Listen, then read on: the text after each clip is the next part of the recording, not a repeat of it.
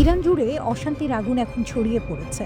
রাস্তায় হাজার হাজার মানুষ নেমে এসেছে, অর্থনীতি ডুবে যাচ্ছে, আর দেশের ধর্মীয় শাসক গোষ্ঠী এমন সময় স্থিতিশীলতা ফিরিয়ে আনতে পারছে না। বিদেশি চাপ ক্রমেই বাড়ছে। ডিসেম্বরে তেহরানে শুরু হওয়া ছোটখাটো ক্ষোভ এখন পুরো দেশের 31 প্রদেশে ছড়িয়ে পড়েছে। শুরু হয়েছিল রিয়ালের দরপতন নিয়ে ক্ষোভ থেকে। গ্র্যান্ড বাজারের ব্যবসায়ীরা হঠাৎ ক্ষুব্ধ হয়ে রাস্তায় নেমেছিলেন। ধীরে ধীরে তরুণেরা এই বিক্ষোভে যোগ দিয়েছে। তবে মাসা আমিনের সময়ে যেসব নারী ও কিশোর আন্দোলনের মুখপাত্র ছিলেন, এই বিক্ষোভে তারা তুলনামূলকভাবে কম দেখা যাচ্ছে।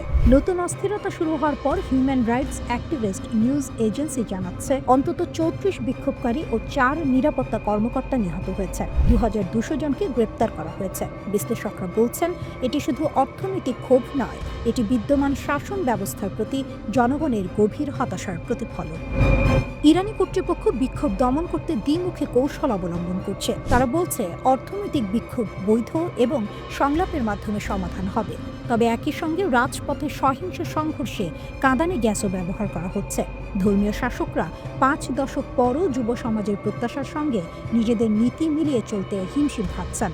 রাজপথে তরুণরা শাসক গোষ্ঠীর আদর্শকামী নীতি মেনে চলতে চায় না। পোশাক বিধি থেকে শুরু করে বিদেশ নীতি, যা ইসলামী প্রজাতন্ত্রের মূল স্তম্ভ, তা 30 বছরের কম বয়সীদের কাছে গ্রহণযোগ্য নয়। তরুণরা মুক্তভাবে বাঁচতে চায়। মাসা আমিনি কেন্দ্রিক আন্দোলনের সময় যেসব নারী হিজাব বিধির বিরুদ্ধে সরব হয়েছিল, এবার অনেক নারী জনসম্মুখে হিজাব পরতে অস্বীকৃতি জানাচ্ছেন। চলমান বিক্ষোভে মানুষ আঞ্চলিক সশস্ত্র গোষ্ঠীর প্রতি তেহরানের সমর্থনকে নিন্দা করছে। তারা স্লোগান দিচ্ছে, গাজা নয়, লেবানন নয়, আমার জীবন ইরানের জন্য। এতে দেখা যাচ্ছে দেশের মানুষের আশা ও শাসক গোষ্ঠীর অগ্রাধিকারের মধ্যে দূরত্ব কতটা। ইরানের আঞ্চলিক প্রভাবও কমে গেছে। গাজায় হামাস, লেবাননে হিজবুল্লাহ, ইয়েমেনে হুথি, ইরাকে মিলিশিয়াদের উপর আঘাত এবং সিরিয়ার শাসক বাশার আল আসাদের ক্ষমতাচ্যুত হওয়ার প্রভাব পড়েছে। ইসরায়েলের হামলাও এ অঞ্চলে উত্তেজনা বাড়িয়েছে। সর্বোচ্চ নেতার সামনে সহজ পথ নেই। ভাতাঙ্কা বলেন, পূর্বের মতো দমন পীড়ন এবং সামান্য ছাড়ের কৌশল এবার কার্যকর হচ্ছে না। পরিবর্তন অনিবার্য মনে হচ্ছে। সরকারের পতন হতে পারে, তবে নিশ্চিত নয়। মধ্যপ্রাচ্যের অন্যান্য দেশে দেখা গেছে দীর্ঘকাল ক্ষমতায় থাকা শাসকরা কেবল তখনই পতিত হয় যখন বিক্ষোভ ও সামরিক হস্তক্ষেপ একত্রে ঘটে। যুক্তরাষ্ট্রের প্রেসিডেন্ট ট্রাম্প বলেছেন, নিরাপত্তা বাহিনী যদি নিরস্ত্র বিক্ষোভকারীদের উপর গুলি চালায় তিনি সমর্থন জানাবেন। তবে ইরানের সাধারণ মানুষ চায় না বিদেশি হস্তক্ষেপ। তারা চায় শান্তিপূর্ণ জীবন, বন্ধুত্ব এবং স্বাধীনতা। ইরানের সর্বোচ্চ নেতা আয়াতুল্লাহ আলী খামিনি বলছেন, দেশ শত্রুর কাছে আত্মসমর্পণ করবে না। তবে 86 বছর বয়সী এই নেতা এমন একটি সময়ের মুখোমুখি যেখানে তার নীতি, পারমাণবিক ক্ষেপণাস্ত্র এবং বিদেশি প্রভাব সব চ্যালেঞ্জের মুখোমুখি। ইসরায়েলের প্রধানমন্ত্রী বেনিয়ামিন নেতানিয়াহু বলেছেন, ইরানি জনগণ তাদের ভবিষ্যতের নিয়ন্ত্রণ নিজের হাতে নিচ্ছে। এটি একটি সিদ্ধান্তমূলক মুহূর্ত। মোসাদের ভয়, ইরানের অটল সংকল্প। কেন পারমাণবিক ইস্যুতে ইরান এখনও মধ্যপ্রাচ্যের কেন্দ্রবিন্দু? মধ্যপ্রাচ্যের রাজনীতিতে কিছু দেশ শুধু রাষ্ট্র নয়, তারা একটি ধারণা। ইরান ঠিক তেমনই একটি দেশ।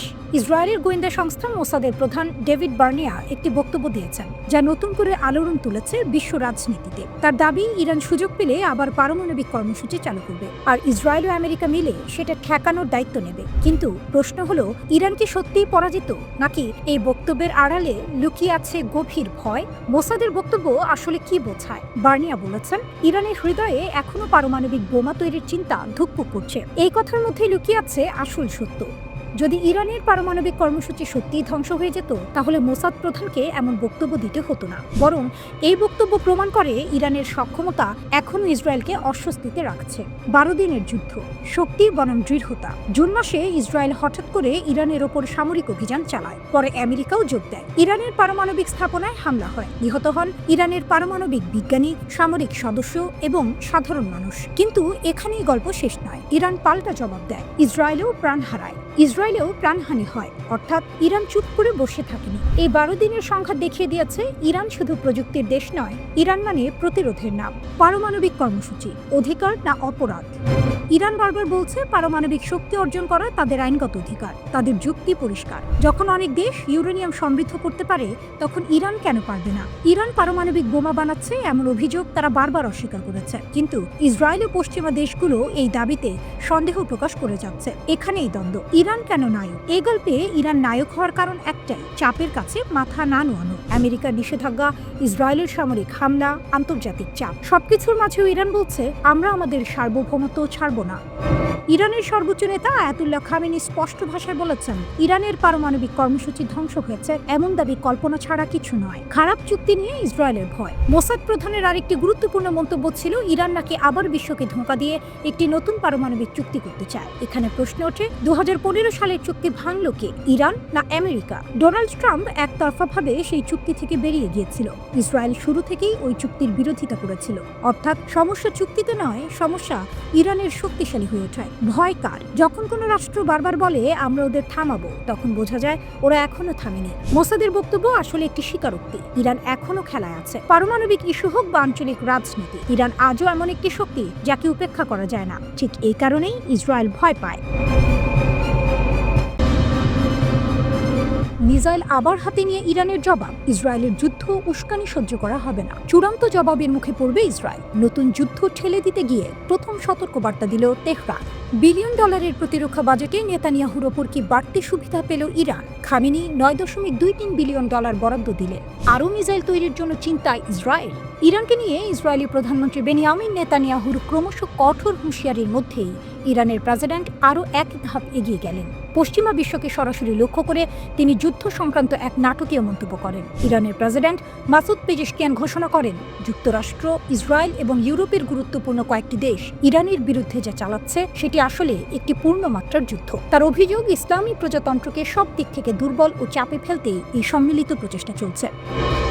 পেজেশকিয়ানের এই বক্তব্য এমন এক সময় এসেছে যখন ইসরায়েলের প্রধানমন্ত্রী ইরান নিয়ে একের পর এক কড়া মন্তব্য করছিলেন। এর ফলে তেহরান ও ইসরায়েলের মধ্যে কথার লড়াই আরও তীব্র হয়ে উঠেছে। 24 ডিসেম্বর নেতানিয়াহুর দপ্তর এআই দিয়ে তৈরি ভিডিও প্রকাশ করে। এই ভিডিওটি ইরান ইসরায়েলের সংক্ষিপ্ত কিন্তু ভয়াবহ যুদ্ধের 6 মাস পূর্তি উপলক্ষে প্রকাশ করা হয়। ভিডিওতে বিশেষ ধরনের দৃশ্য ব্যবহার করে ইসরায়েলের প্রস্তুতি ও দৃঢ়তার বার্তা দেওয়া হয়। ভিডিওতে দেখা যায় নেতানিয়াহু একটি B-2 স্টেলথ বোমারু বিমানের ককপিটে বসে আছেন। তার পাশে রয়েছে যুক্তরাষ্ট্রের প্রেসিডেন্ট ডোনাল্ড ট্রাম্প। এই দৃশ্যটি ইরানের বিরুদ্ধে ইসরায়েল ও যুক্তরাষ্ট্রের ঘনিষ্ঠ সামরিক সহযোগিতার প্রতীক হিসেবে দেখা হচ্ছে। একই দিনে 24 ডিসেম্বর নেতানিয়াহু বলেন, ইসরায়েল একাধিক কৌশলগত চ্যালেঞ্জের মুখে রয়েছে এবং তিনি বিশেষভাবে ইরানকে সবচেয়ে গুরুত্বপূর্ণ নিরাপত্তা ইস্যুগুলোর একটি হিসেবে চিহ্নিত করেন।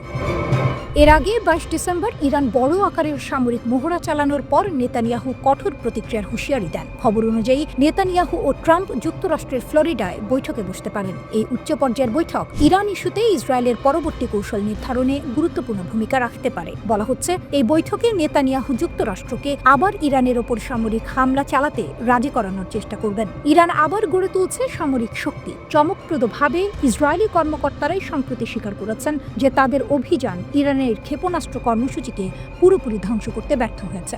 ইরান আবার গড়ে তুলছে সামরিক শক্তি চমকপ্রদভাবে। ইসরায়েলি কর্মকর্তারাই সম্প্রতি স্বীকার করেছেন যে তাদের অভিযান ইরানের ক্ষেপণাস্ত্র কর্মসূচিকে পুরোপুরি ধ্বংস করতে ব্যর্থ হয়েছে। টাইমস অফ ইসরায়েল সহ বিভিন্ন প্রতিবেদনে বলা হয়েছে, যুদ্ধ শুরুর আগের অবস্থার কাছাকাছি আছে ইরানের ব্যালিস্টিক ক্ষেপণাস্ত্র ভান্ডার। প্রতিবেদন অনুযায়ী 12 দিনের যুদ্ধের পরও ইরানের হাতে প্রায় 2000টি ভারী ব্যালিস্টিক ক্ষেপণাস্ত্র রয়েছে।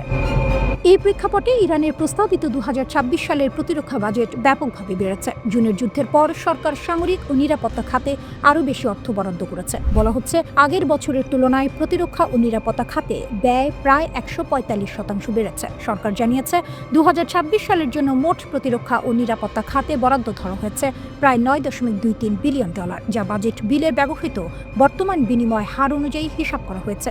ইরান সরকার এই বিশাল বাজেট বৃদ্ধিকে প্রয়োজনীয় বলে ব্যাখ্যা করেছে। তাদের মতে, দেশের ভেতরে ও অঞ্চল জুড়ে বাড়তে থাকা নিরাপত্তা হুমকি মোকাবিলা এবং শক্ত প্রতিরোধ গড়ে তুলতেই এই ব্যয় বাড়ানো হয়েছে। যুদ্ধ থেমেছে, কিন্তু প্রস্তুতি থামেনি। ইসরায়েল এখন আবার চোখ রাখছে ইরানের দিকে, আর এবার লক্ষ্য ব্যালিস্টিক মিসাইল।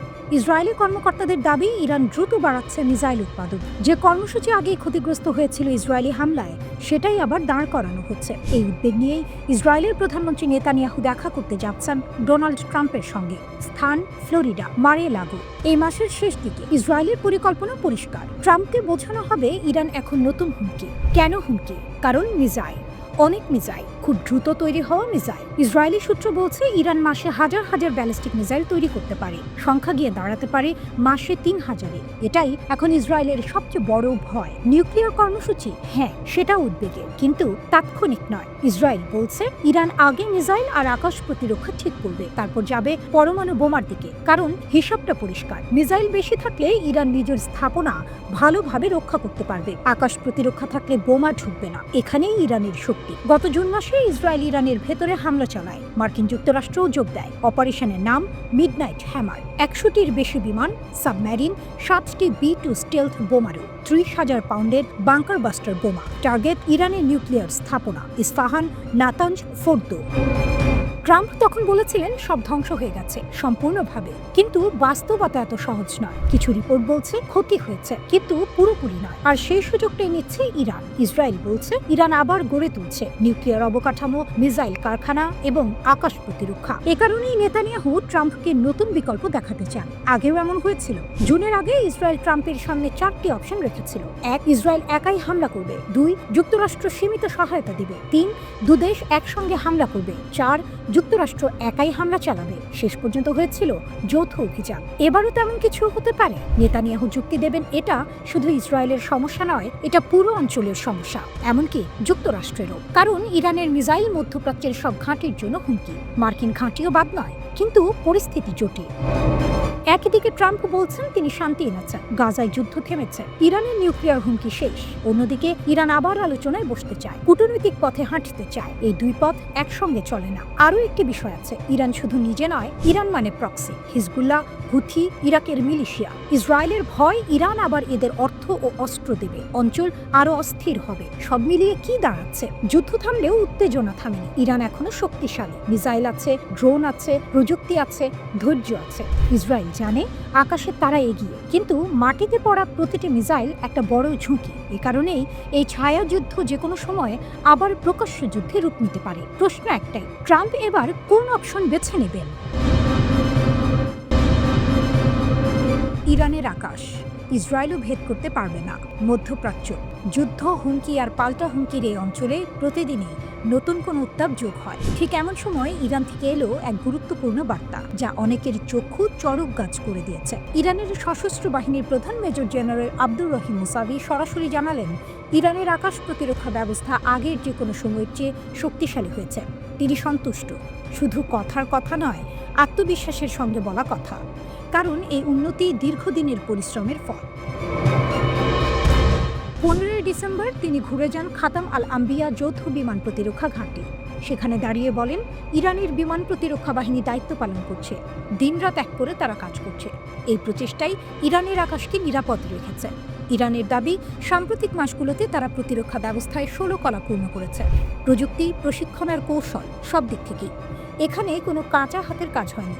বিজ্ঞানী, গবেষক, সেনা কমান্ডার আর প্রতিরক্ষা শিল্প সবাই মিলে এক মণিকাঞ্চন যোগ তৈরি করেছে। এই বক্তব্য এমন সময় এলো যখন জুন মাসে ইরানের ওপর ইসরায়েল ও যুক্তরাষ্ট্রের হামলার ঘটনা ঘটে। সেই সময় ইরানের আকাশ প্রতিরক্ষা বাহিনী ছিল একেবারে অন্ধের যষ্টি। তারা বহু হামলা প্রতিহত করেছে। যদিও এই লড়াইয়ে কয়েকজন প্রতিরক্ষা সদস্য শহীদ হন, অনেকে আহত হন, তবু ইরান পিছিয়ে যায়নি। কারণ ইরানের শক্তি ক্ষণস্থায়ী নয়। ইসরায়েল ও যুক্তরাষ্ট্র ভেবেছিল কয়েকটি হামলাতেই ইরান ঘাটের মরা হয়ে যাবে, কিন্তু বাস্তবতা তাদের জন্য গুড়ে বালি হয়ে দাঁড়ায়। ইরান দেখিয়ে দেয় তারা সহজে ভাঙে না। মুসাভি পরিষ্কার করে বলেন বিমান প্রতিরক্ষা শক্তিশালী করা ইরানের অগ্রাধিকার। এটা দীর্ঘস্থায়ী পরিকল্পনা। সেনাবাহিনী ও ইসলামী বিপ্লবী গার্ড বাহিনী একসঙ্গে কাজ করছে। সবাই অন্ধ অনুকরণ করছে না, বরং নিজেদের কৌশল তৈরি করছে। একই দিনে ইরানের সেনাপ্রধান মেজর জেনারেল আমির হাতামি বলেন ইরান এমন প্রযুক্তি তৈরি করছে যা শত্রুদের জন্য স্পষ্ট বার্তা। এই প্রযুক্তি কেবল প্রতিরক্ষা নয়, এটি ভীতি প্রদর্শনের শক্তি। তার ভাষায় ইরানের প্রতিটি অর্জন সীমান্ত ছাড়িয়ে যায়। নিপীড়িত দেশগুলোর জন্য এটি আশার আলো। তিনি আরও বলেন পশ্চিমা দেশগুলো চায় ইরানের স্বাধীনতা নষ্ট করতে, কিন্তু ইরান কোনো নিশ্চুপ বসে থাকবে না। তারা নিজেরাই হাল ধরেছে। গবেষকদের পথে বাধা সরানো হচ্ছে, যেন উন্নয়ন থেমে না যায়।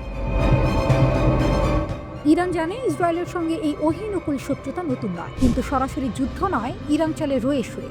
ধীরে, ঠান্ডা মাথায় কিন্তু কার্যকরভাবে। যেখানে অন্যরা মেজাজ হারায় সেখানে ইরান হিসাব কষে এগোয়। সব মিলিয়ে বলা যায় ইরানের বিমান প্রতিরক্ষা আজ আর কোনো পরীক্ষামূলক প্রকল্প নয়। আর এই বাস্তবতায় মধ্যপ্রাচ্যের এই খণ্ড প্রলয়ে ইসরায়েলের জন্য এক বড় মাথা ব্যথা হয়ে দাঁড়িয়েছে।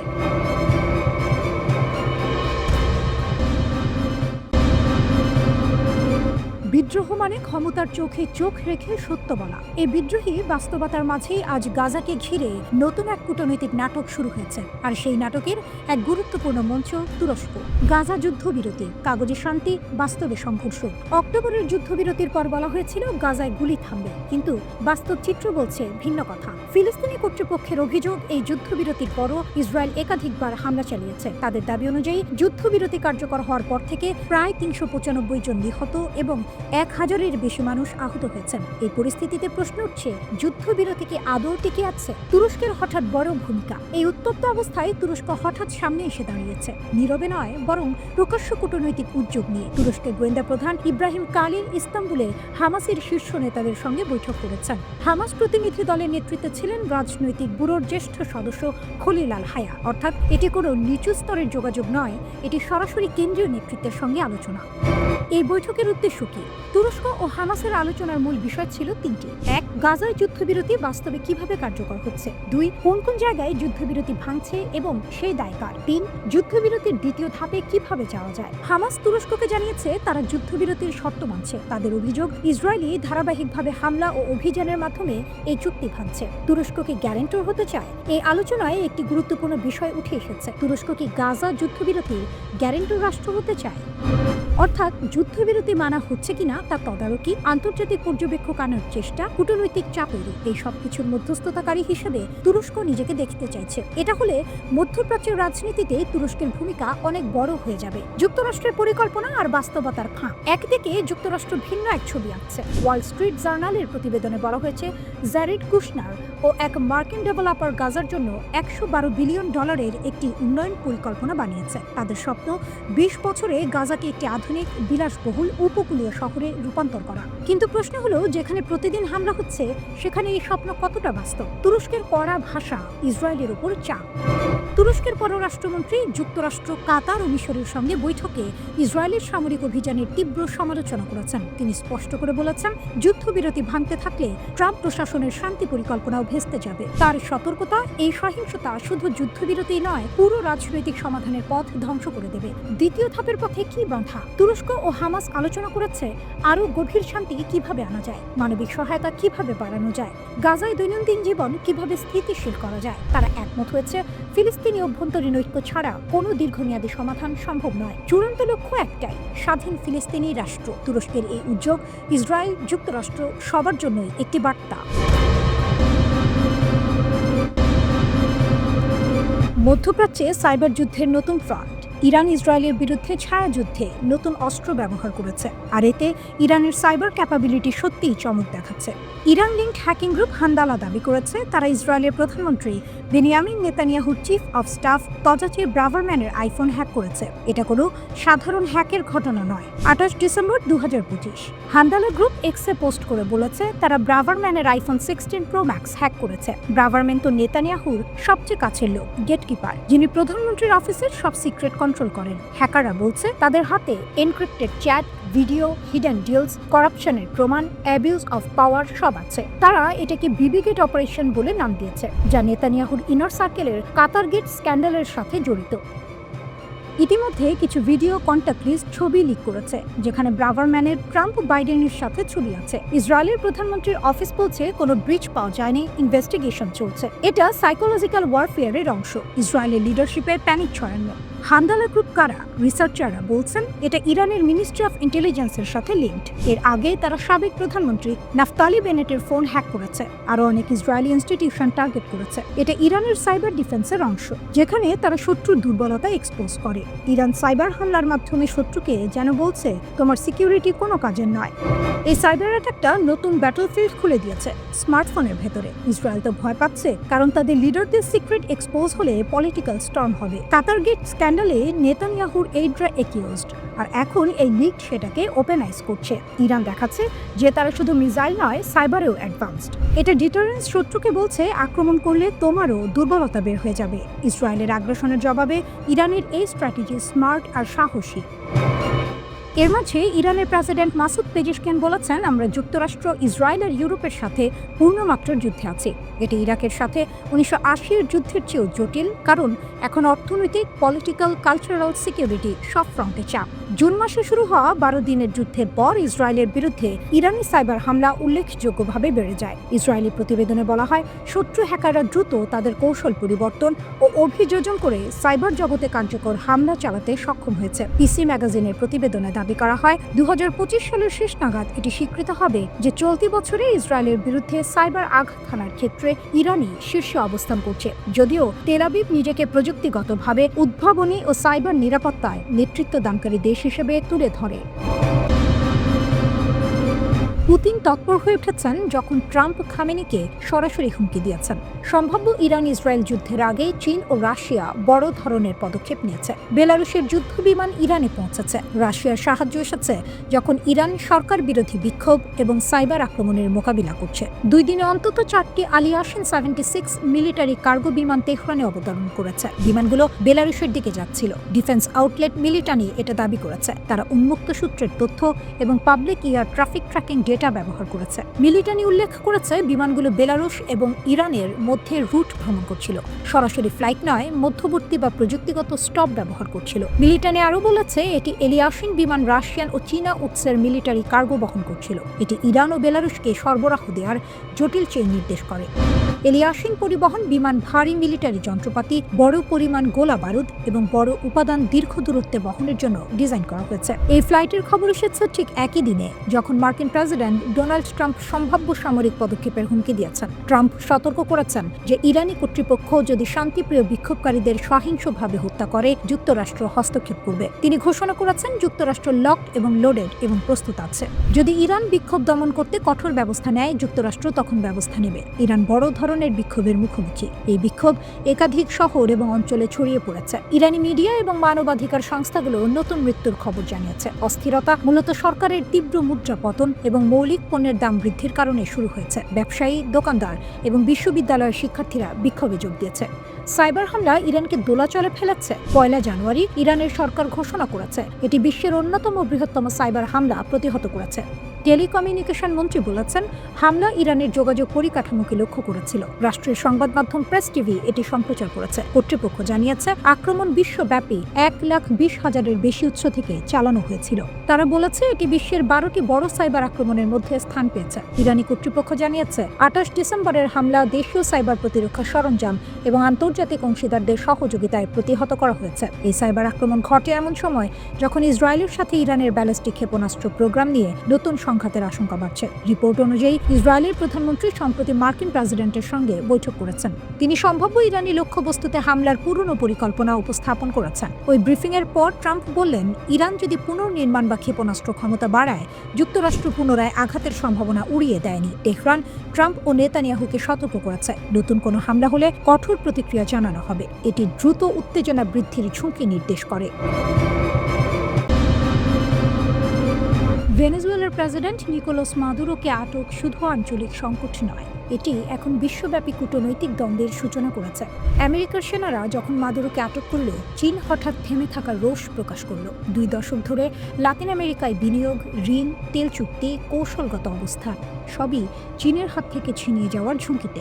পাশাপাশি চীন সরাসরি আমেরিকাকে হুঁশিয়ারি দিল, মাদুরো এবং তার স্ত্রী সেলিয়া ফ্লোরেসকে অবিলম্বে মুক্তি দিতে হবে। ভেনেজুয়েলার সরকারকে উৎখাত করার প্রচেষ্টা বন্ধ করতে হবে। সব সমস্যার সমাধান কূটনৈতিক আলোচনার মাধ্যমে করতে হবে। চীন বলল, এই ঘটনা গভীরভাবে উদ্বেগজনক।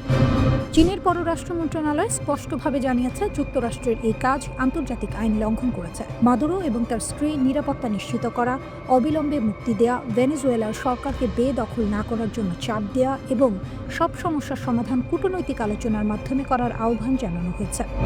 কিন্তু চীনের সবচেয়ে বড় উদ্বেগ কেবল কূটনীতি নয়, অর্থ, তেল, প্রভাব সবই জড়িত। গত 2 দশকে চীন ভেনেজুয়েলায় ঢেলেছে $100 বিলিয়ন বেশি ঋণ, অবকাঠামো, শক্তি প্রকল্প, মহাকাশ সহযোগিতা, কৌশলগত বিনিয়োগ সবকিছু। ভেনেজুয়েলার কাছে চীনের ঋণের পরিমাণ প্রায় $15.6 বিলিয়ন। বিনিয়োগের মাধ্যমে চীন লাতিন আমেরিকায় প্রভাব বিস্তার করছিল। ভেনেজুয়েলা হয়ে উঠেছিল চীনের জন্য গুরুত্বপূর্ণ দ্বার। ডোনাল্ড ট্রাম্প ক্ষমতায় আসার আগে হুগো সাভেজের অধীনে ভেনেজুয়েলা চীনের দরজা খুলেছিল, আর এখন মাদুরোকে আটক করার মুহূর্তে তিনি চীনের লাতিন আমেরিকা বিশেষ প্রতিনিধি কু শির সঙ্গে বৈঠক করেছিলেন। চীনের প্রেসিডেন্ট শি জিনপিং গত বছর $9.2 বিলিয়ন ক্রেডিট লাইন ঘোষণা করেছিলেন লাতিন আমেরিকা ও ক্যারিবিয়ান অঞ্চলের জন্য। ভেনেজুয়েলার মূল সম্পদ হল তেল। বিশ্বের অন্যতম বড় তেল রিজার্ভ এখানে রয়েছে। দৈনিক প্রায় 1 মিলিয়ন ব্যারেল উৎপাদন হয়, যার বেশিরভাগই চীনের কাছে যায়। মাদুরোর আটক শুধু লাতিন আমেরিকার সংকট নয়, এটি এখন বৈশ্বিক শক্তিদ্বন্দ্ব। চীন সরাসরি জানিয়েছে যুক্তরাষ্ট্রের এই কর্মকাণ্ড প্রচণ্ড শক্তির ব্যবহার এবং তা সীমা লঙ্ঘন করেছে। চীনের পররাষ্ট্র মন্ত্রণালয় বলেছে ভেনেজুয়েলার সার্বভৌমত্ব লঙ্ঘিত হয়েছে। বেইজিং আমেরিকাকে হেজিমনিক আচরণের জন্য দোষারোপ করেছে এবং সতর্ক করেছে এই পদক্ষেপ লাতিন আমেরিকা ও ক্যারিবিয়ান অঞ্চলে শান্তি ও নিরাপত্তাকে হুমকিতে ফেলবে। ইরান এবং রাশিয়া সরাসরি যুক্তরাষ্ট্রকে তোপ দেখেছে। তেহরান বলেছে এই অভিযান অবৈধ, এটি বৈশ্বিক স্থিতিশীলতাকে ক্ষুণ্ণ করতে পারে এবং বিপজ্জনক উদাহরণ স্থাপন করে। মস্কো বলেছে কূটনীতি ছেড়ে সাফল্যহীন শত্রুতা সৃষ্টি হয়েছে, তীব্র সংঘাত নিয়ন্ত্রণের বাইরে চলে যেতে পারে। বেইজিং, তেহরান এবং মস্কো সব বড় শক্তি এক হয়ে যুক্তরাষ্ট্রের পদক্ষেপের বিরুদ্ধে দাঁড়িয়েছে। ভেনেজুয়েলার প্রেসিডেন্ট মাদুরোর আটক এখন শুধু রাজনৈতিক বা সামরিক ঘটনা নয়, এটি বিশ্বব্যাপী শক্তি ভারসাম্যকে নতুন করে চ্যালেঞ্জ করছে। অর্থ, তেল, প্রভাব সবকিছুর উপর দাঁড়িয়ে চীনকে এখন সবচেয়ে বড় ক্ষতিগ্রস্ত হিসেবে দেখা হচ্ছে। লাতিন আমেরিকার দীর্ঘমেয়াদী কৌশলগত পরিকল্পনা এবং বিশ্বব্যাপী কূটনৈতিক অবস্থান হুমকির মুখে। একজন মানুষকে গ্রেপ্তার করা আর একটা পুরো দেশ আক্রমণ করে সেই মানুষকে ধরে নিয়ে যাওয়া, এই দুয়ের মধ্যে আকাশ পাতাল পার্থক্য আছে। কিন্তু ডোনাল্ড ট্রাম্প ঠিক সেটাই করেছেন ভেনেজুয়েলার প্রেসিডেন্ট নিকোলাস মাদুরোর ক্ষেত্রে। আন্তর্জাতিক আইন অনুযায়ী এটি ভয়ঙ্কর একটি নজির। প্রশ্ন হচ্ছে, ট্রাম্প কি এখানেই থামবেন? মাদুরোকে অপহরণের মাত্র 2 দিনের মধ্যেই ট্রাম্পের বক্তব্যে ইঙ্গিত মিলছে তার সামনে হয়তো আরও একটি টার্গেট লিস্ট আছে। মানচিত্র খুলে দেখলে বোঝা যায় তার নজর মূলত লাতিন আমেরিকার দেশগুলোর দিকে। প্রথমেই আসে কলম্বিয়া, দক্ষিণ আমেরিকার 4র্থ বৃহত্তম দেশ, জনসংখ্যা প্রায় 5.20 কোটি। দেশটি তেল, সোনা, রূপা ও তামার মতো গুরুত্বপূর্ণ প্রাকৃতিক সম্পদে ভরপুর। কলম্বিয়ার প্রেসিডেন্ট গুস্তাভো পেট্রো দেশটির প্রথম বামপন্থী প্রেসিডেন্ট। ট্রাম্প তাকে একেবারেই পছন্দ করেন না। ট্রাম্প সরাসরি অভিযোগ করেছেন পেট্রো নাকি কোকেন উৎপাদন ও পাচারের সঙ্গে জড়িত। পরে ট্রাম্প পরিষ্কার করেন তিনি কলম্বিয়ায় মার্কিন অপারেশন চালানোর সম্ভাবনা উড়িয়ে দিচ্ছেন না। কলম্বিয়া এতে ক্ষুব্ধ। প্রেসিডেন্ট পেট্রো বলেছেন ট্রাম্প তার বিরুদ্ধে মিথ্যা অপবাদ দিচ্ছেন। পরিস্থিতি চরমে গেলে অস্ত্র হাতে নেওয়ার কথাও বলেছেন তিনি। অর্থাৎ একটি সরাসরি সামরিক সংঘাতের আশঙ্কা তৈরি হয়েছে। এরপর আসে কিউবা, ফিদেল কাস্ট্রোর দেশ, জনসংখ্যা প্রায় 1.10 কোটি। কিউবা বহু দশক ধরে মার্কিন নিষেধাজ্ঞার মধ্যে রয়েছে। দেশটির বর্তমান প্রেসিডেন্ট মিগেল দিয়াজ কানেল। মজার বিষয় হলো কিউবার কথা প্রথম বলেন মার্কিন পররাষ্ট্রমন্ত্রী মার্কো রুবিও। তিনি বলেন কিউবা গুরুতর সমস্যায় পড়তে পারে। ট্রাম্পের প্রতিক্রিয়া ছিল ঠান্ডা কিন্তু ভয়ঙ্কর। তিনি বলেন কিউবাকে আক্রমণ করতে হবে না, দেশটি এমনিতেই পড়ে যাবে। এই বক্তব্যও কিউবার জন্য উদ্বেগের কারণ। এরপর মেক্সিকো, যুক্তরাষ্ট্রের সরাসরি প্রতিবেশী, জনসংখ্যা প্রায় 13 কোটি। বর্তমান প্রেসিডেন্ট ক্লোদিয়া শেইনবাউম। ট্রাম্প আগেই মেক্সিকোর উপর বড় অঙ্কের শুল্ক বসিয়েছেন। এবার তিনি মেক্সিকোয় সেনা পাঠানোর কথা বলছেন মাদক কার্টেলের বিরুদ্ধে লড়াইয়ের নামে। ট্রাম্প দাবি করেন মেক্সিকোতে কার্টেল এত শক্তিশালী যে সরকার নিয়ন্ত্রণে নেই। তিনি বারবার বলেছেন মেক্সিকো চাইলে যুক্তরাষ্ট্র সাহায্য করতে পারে সেনা পাঠিয়ে। যদিও সরাসরি হামলার হুমকি নেই, তবুও এটা এক ধরনের চাপের কৌশল।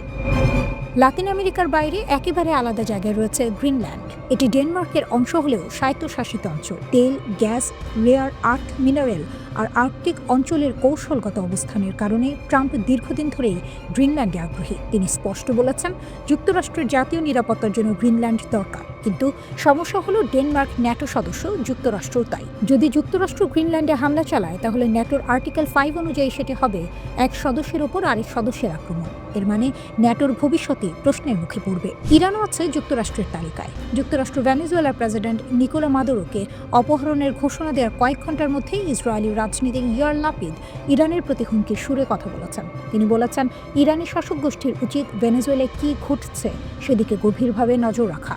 যুক্তরাষ্ট্রের প্রেসিডেন্ট ডোনাল্ড ট্রাম্প ও ইসরায়েলের প্রধানমন্ত্রী বেনিয়ামিন নেতানিয়াহুর বৈঠকের এক সপ্তাহের কম সময়ের মধ্যে মাদুরোকে জোর করে ক্ষমতা থেকে সরিয়ে দেওয়ার ঘটনা ঘটেছে। ওই বৈঠকে ট্রাম্প ইরানের বিরুদ্ধে নতুন করে হামলা চালানোর হুমকিও দেন। ইরানের সর্বোচ্চ ধর্মীয় নেতা আয়াতুল্লাহ আলী খামেনি যুক্তরাষ্ট্রের উদ্দেশ্যে দিয়েছেন কড়া ও স্পষ্ট বার্তা। তার বক্তব্যের পর স্বাভাবিকভাবেই বড় প্রশ্ন উঠে এসেছে, তাহলে কি ইরানের সামরিক বাহিনী ইতোমধ্যেই যুদ্ধের প্রস্তুতি নিয়ে ফেলেছে? একই সঙ্গে আরও একটি গুরুত্বপূর্ণ প্রশ্ন সামনে এসেছে, যুক্তরাষ্ট্র ও ইসরায়েলের পরবর্তী পদক্ষেপ আসলে কি হতে পারে? সম্প্রতি মার্কিন প্রেসিডেন্ট ডোনাল্ড ট্রাম্প ইরানকে ঘিরে একের পর এক কঠোর হুমকি দিয়েছেন। অনেকেই এখন জানতে চাইছেন, এসব হুমকি কি শুধু কথার মধ্যে সীমাবদ্ধ থাকবে, নাকি যুক্তরাষ্ট্র সত্যিই সেগুলো বাস্তবায়নের পথে হাঁটছে? তাহলে কি নতুন করে মধ্যপ্রাচ্যে বড় কোনো সংঘাত শুরু হতে যাচ্ছে? বর্তমান পরিস্থিতিতে ইরানের সরাসরি যুদ্ধ নয়, বরং দেশ জুড়ে সরকার বিরোধী বিক্ষোভ চলছে। এই বিক্ষোভকে কেন্দ্র করেই যুক্তরাষ্ট্র ও ইসরায়েল নতুন ষড়যন্ত্র করছে, এমন অভিযোগ উঠেছে তেহরান থেকে। মার্কিন প্রেসিডেন্ট ডোনাল্ড ট্রাম্প তার সাম্প্রতিক বক্তব্যে বলেছেন, ইরানের চলমান আন্দোলনে যদি সরকার সহিংসতা বা হত্যাযজ্ঞ চালায় তাহলে যুক্তরাষ্ট্র সেখানে হস্তক্ষেপ করবে। কিন্তু প্রশ্ন হলো, এই হস্তক্ষেপ কিভাবে হবে? সামরিকভাবে নাকি অন্য কোনো উপায়ে? ইরানের গোয়েন্দা সংস্থাগুলোর দাবি, দেশটিতে অর্থনৈতিক মন্দা ও উচ্চ মূল্যস্ফীতিকে কেন্দ্র করে যে আন্দোলন চলছে তাতে সরাসরি উস্কানি দিচ্ছে যুক্তরাষ্ট্র ও ইসরায়েল। এই বিক্ষোভ ঘিরে ইতোমধ্যেই বেশ কয়েকজনকে আটক করা হয়েছে এবং হতাহতের খবরও পাওয়া গেছে। তবে এসব চাপের মধ্যেও যুক্তরাষ্ট্রের সামনে মাথা নত না করার ঘোষণা দিয়েছেন আয়াতুল্লাহ আলী খামেনি।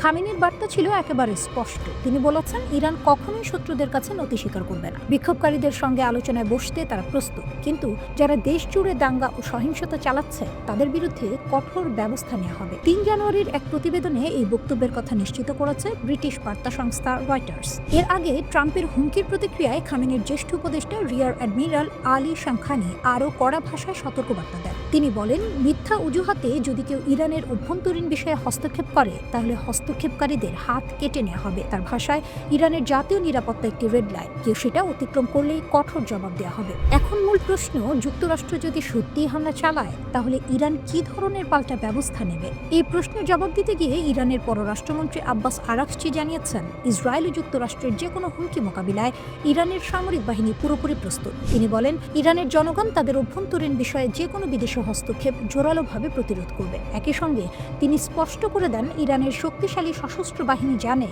কোথায় এবং কিভাবে প্রতিরোধ বলয় গড়ে তুলতে হয় যদি কেউ দেশের সার্বভৌমত্বে আঘাত হানে। এদিকে ইসরায়েলের প্রধানমন্ত্রী বেনিয়ামিন নেতানিয়াহু ইরানের বিরুদ্ধে নতুন করে সামরিক অভিযানের সুযোগ খুঁজছেন বলে অভিযোগ উঠেছে। ট্রাম্পের কাছে ইরান প্রসঙ্গে নালিশ জানিয়ে নেতানিয়াহু দাবি করেছেন, ইরান অত্যন্ত গোপনে তাদের ক্ষেপণাস্ত্র সক্ষমতা বাড়াচ্ছে। এসব ক্ষেপণাস্ত্রে নাকি রাসায়নিক পদার্থের মতো শক্তিশালী বিস্ফোরক ব্যবহারের সক্ষমতাও রয়েছে। নেতানিয়াহুর অভিযোগ, এসব ক্ষেপণাস্ত্র ভবিষ্যতে ইহুদিবাদী রাষ্ট্রের বিরুদ্ধে ব্যবহার করতে পারে তেহরান। এ কারণে ইরান জুড়ে নতুন করে হামলা চালানোর অনুমতি ট্রাম্পের কাছে চেয়েছেন তিনি।